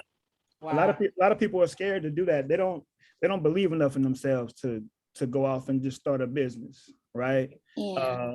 They feel like they don't have enough, right? Or what it takes. And the crazy part is you do. Yeah. Right? Like, I mean, I'm a human being, Tawana's a human, like we did it. Right. I mean, my thing is this: as much energy and effort and time that I put into this business that I'm working for, right, I know if it's mine, I'm gonna invest even more. So I'm just ready to put my all into me and not, into anything else. Yeah, absolutely. Because you are enough, right? Oh yeah. Honestly, what people need to be successful, they already got in them. Right. The things that help you out are like the skills that you learn through the training courses and actually doing, whatever you want to do. But, that stick to itness that Tawana talked about when she went to made $300 in a couple of weeks, where she stuck with it and kept pushing. Now she's, the boss, Miss Boss. Still making $300. Miss Boss Randall, right? Like you got to do it, man. You got to stick with it. It's not all going to be peaches and cream, right? But you got to think about your why, right? And think about you started in the first place, and use that to keep you pushing and keep you going. So I hope everybody on here be successful. It's all up to y'all though, right? It's basically y'all versus y'all at the end of the day. If you're gonna make it or not. Like the lady said earlier, there's people that take 3 and 4 training courses and don't do nothing with the information that they get. And that's the difference, right? It's about the execution. Don't sit around and wait and just always studying things and researching. It's good to learn this stuff, right? But move while you're researching. Move while you're studying. Don't just sit in one place. Take that training course. Get with that trainer. The last thing you need to have when you leave a dispatch training course is questions. And questions like, well, what do I do now? Right? So vet your people very, very carefully on anything that you do, right? When you're building your partnerships, when you're choosing what classes to take, when all of that, even your carriers, right? Because you want good carriers too. Don't just take a carrier just to take one to say I got a carrier. I'm about to make some money. Because you get the wrong carrier, you ain't gonna make nothing but ain't gonna have nothing but headaches. Right. So but no, man, I appreciate you, Tawana, for inviting me on the call, man. You know, what is my Instagram name? It's Myron Piggie. Thanks so much. Shut up. Myron Piggie Jr. _official. Hit me up if you guys need anything. Innovative Logistics Group, Inno Portal. I'll drop all his links in the Slack as well. But we won't continue to hold you guys tonight. Anybody have any final words or any questions before I let you guys go? Tawana, do you have a person that does anything with bonded warehouse? I could just pick their brains a little bit just to, you know, figure out beyond what I'm reading, please. I can do some research for you, but Thank you. I cannot honestly say I do. But Okay. I may have one person in mind, but let me do some let me do some research on that, and I'll let you know. All right, thank you. I appreciate it. So real quick, Tawana, where'd you go? Oh, you're over there. So quick story. Dana's in the medical field, and she talked about how she left her job, right? I'm gonna tell you what happened to us. We had a lady that was in medical coding and billing, right, for 20 years. Up one day and just quit her job. I interviewed her on Friday. She started on Monday, right? No training, no experience. Only thing she did was sit right next to me, right? And we booked loads. And that first week, she was like top dog in the office, right? She killed everybody. And it was, matter of fact, the first week, it was the week of Thanksgiving. She stayed in the office with me until like 9 o'clock that night, booking loads. We booked about $20,000 in loads that day, right before Thanksgiving. It was the day before Thanksgiving. I never forget it. And so when y'all having any kind of hesitation or reservation about if this is what you should be doing or not, it, like I say, it's all up to you, right? We had 3 ladies come through with no training, none. And they were on top of it the first week they was in there in the office. You know, one of them was a bartender. The other one worked in retail, and the other one did medical billing and coding for 20 years. Came in and killed it. And she didn't just kill it with like drive-ins, right? She was killing it with hot shots, box trucks, anything you put in front of her, she was moving it. But she was hungry though, right? So think about that when you're sitting around kind of doubting yourself, like you can do this. You just got to do it. What's the worst thing that could happen? What's the worst thing that can happen? So you're not going to know what the worst thing that can happen if you don't know. Get out there and do it. I know everybody's like, well, man, what if I fail? Well, what if you don't? Yeah. What if you win? Yeah. Right? And you got good people, like great people like Tawana Randall. That's at your, at your disposal if you need to call somebody, and say, hey, look, I got this going on. I need some help. And if you can't reach Tawana, you can call me. I'll put his phone number in the chat. You can call me.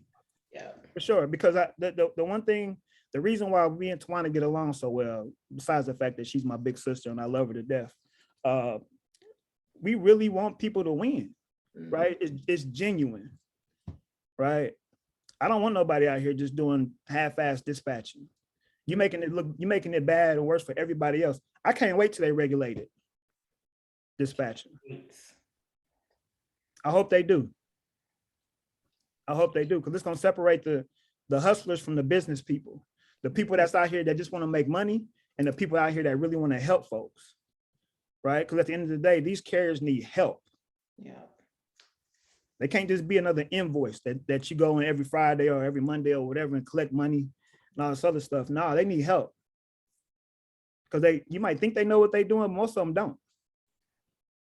They have no clue what they're doing. They out here winging it. And the last thing, I don't know how they do it. I know for me, if I'm gonna spend $100,000 on some equipment, I'm gonna have me some kind of mentor, coach, somebody gonna be right there, a parachute, something, because I'm not gonna lose, and I'll put my pride aside, right? It ain't about having ego or whatever. You always can learn something from folks, but you got to be careful too about the information you take in as well, right? Everybody ain't out here preaching or teaching the right things, I should say. But, you know, I have to say, when it comes to Tawana is, right? She cares, like cares. Like her heart is huge. Huge.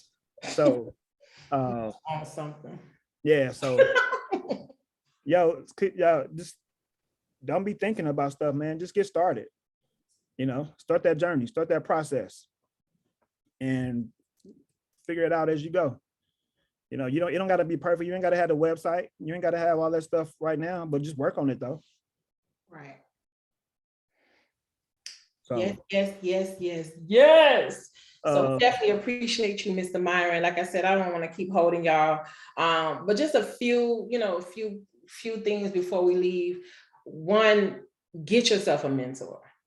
You know, and anything that I have a mentor. Myron has one. My girl, Miss Shaylin Dixon on this line, she has one. You're never too big to have a mentor. You hear billionaires say they have a mentor. So get yourself a mentor, and not just any mentor. Don't pick the one on Instagram that has the most followers. Research people. Before you spend your money, research people. What have they done? Are they actually dispatching?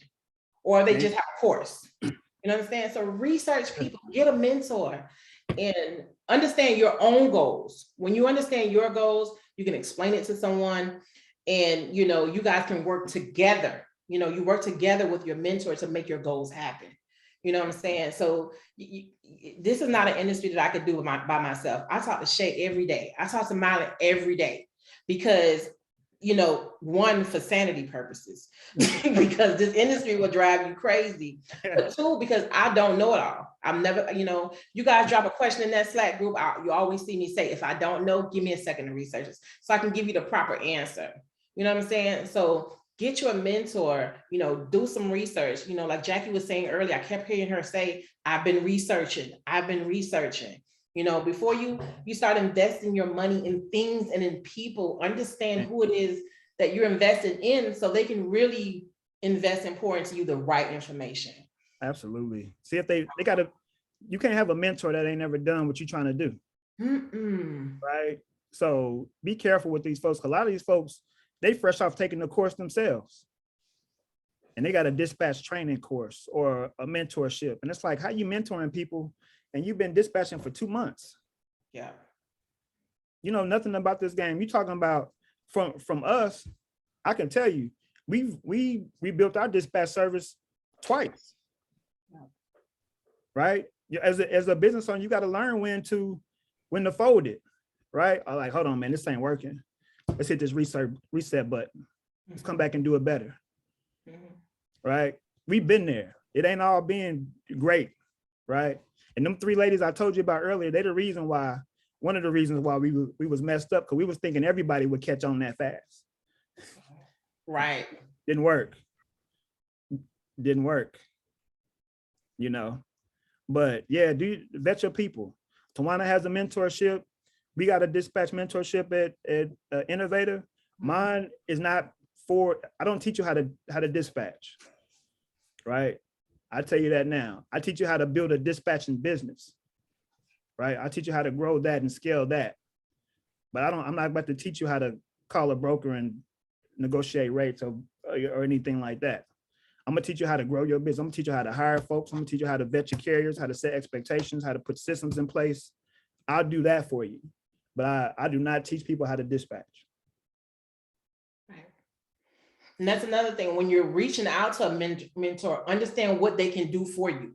What do you need, and can that person actually help you? You know, right. So you know, I'm you know, coming to me from beginning to end. He's the one that's going to keep you in business. I mean, I can keep you in business too, but you know, you understand what I'm saying? So understand the mentor that you're getting. Can this mentor really help me? You know, don't go out and pay for a mentor and then realize, oh, she don't actually teach that. You know what I'm saying? So understand what you need first. When you understand what you need, then it'll be easier for you to reach out to somebody and get a service from someone. Okay. All right. And before we go, I'm sorry, Shay, I'm gonna put you on the spot here. My girl is on the phone. I'm put her on the spot because she knows, like I said, we talk all the time. I just want you to just say a few words about the industry and just kind of drop your encouragement like you always do on me. Okay. So what I'll say is find your lane and really stay in it, because everyone does something different and you might not know what your lane dispatching is right away. Okay. It might take time. So go through the journey of learning that. We always are like just running somewhere quickly. And I learned that I received the bet. I'm on my second brokerage. So I started a brokerage with a bunch of business partners. And I realized that I didn't have control over the business like I needed to in order to see my vision. And I had to restart as majority owner, right? And I always tried to rush the process. And as soon as I slowed down and really had a strategy and then just worked it, and I was patient, right? And part of being patient is not comparing yourself to other people, because 90% of the people I talk to on a daily basis, even my own agents, they compare themselves to other people, and it really slows you down. Run your own race and stay in tunnel vision. Yes. And the stuff that people post 9 times out of 10, it's overinflated, it's exaggerated. This industry is challenging. We have times where we're up. Me and Tawana have had low times, we've had low times, we've had really high times, right? And it changes. So be prepared for the times when you don't have a carrier, right? Always if you didn't take anything that Myron said, always be thinking towards the future, always prospecting, right? And not every dispatcher is meant to be a broker agent or broker. Being a broker I started off as a dispatcher. I actually started off in a warehouse like Myron, putting everything in folders, typing a BOL, like reprinting it a million times because it's not lined up, trying to put it in the machine. Like things were different back then, right? And just like Dana and the rest of you, I had to leave my corporate job. My son has epilepsy. They were like, you can't take no time off. I was working 70 hours a week. So trust your journey, trust your process, have a plan, run your own race. If you do those things, you will be so successful. You don't have to convince anyone of anything. The carriers will come. And once you have one good carrier, when I dispatched, I had 1 and it turned to 2, then it turned to 3. And I was like, oh, okay, y'all like me. Like Myron said, provide value. So I was doing the most. I was helping collect on old, I'm talking about, I worked in collections and call centers. If any of you have ever done that, offer the carriers to help them collect on those delinquent accounts, shippers who haven't paid on them. I was calling, helping my guys get organized. And then I was like, okay, maybe I do want to become a broker. And that's because I like to argue. I like to negotiate, right? But that's not for everybody. So know what's for you, figure out what you're good at. And then, have faith and trust that God isn't going to bring you this far to just leave you there. So that's it. That's my piece. But if any of you have questions about being a broker, right, or being a broker agent, I can help you. I don't offer a mentorship because my team is my #1 focus right now, but I can answer questions if you guys have any. And she is in our Slack group, guys. Yeah. Appreciate it.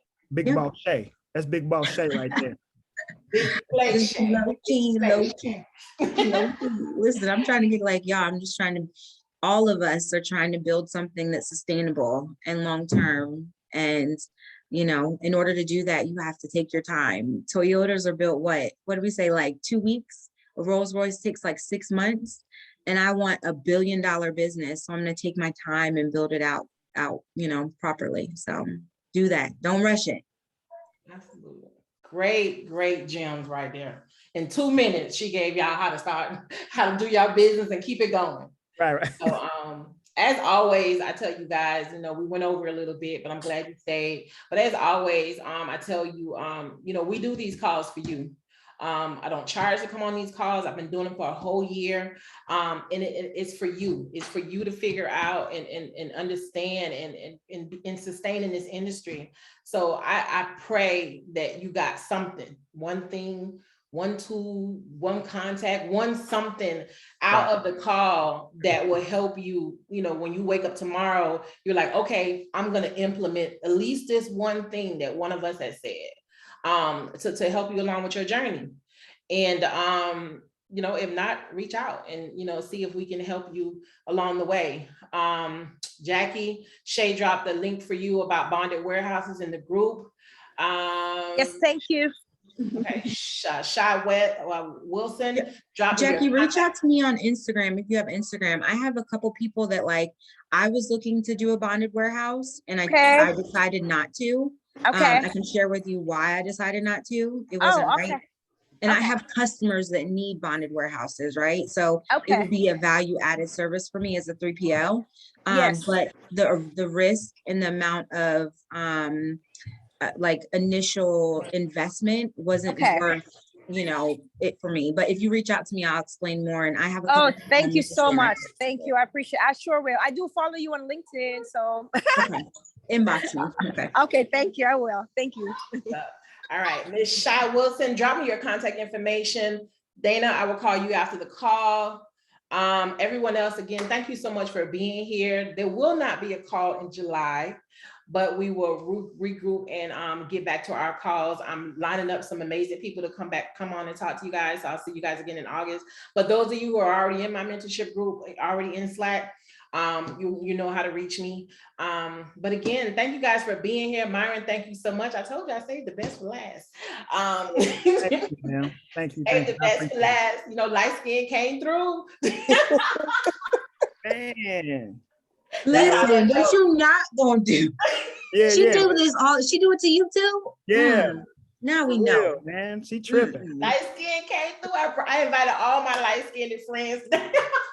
No, I was just playing. You make that money though. That's right. That's right. But thank you guys. Again, reach out to me if you have any questions. Dana, I'll talk to you in a second. Shy, I just got your information. I'll give you a call when I'm done with Dana. And I wish you guys all the best in everything that you do. And I look forward to seeing and hearing about the growth on your journeys. And thank you so much for being on the call. The recording will be up by tomorrow. Thank you. You're welcome, ladies. All right, y'all have a good one. All right, good night.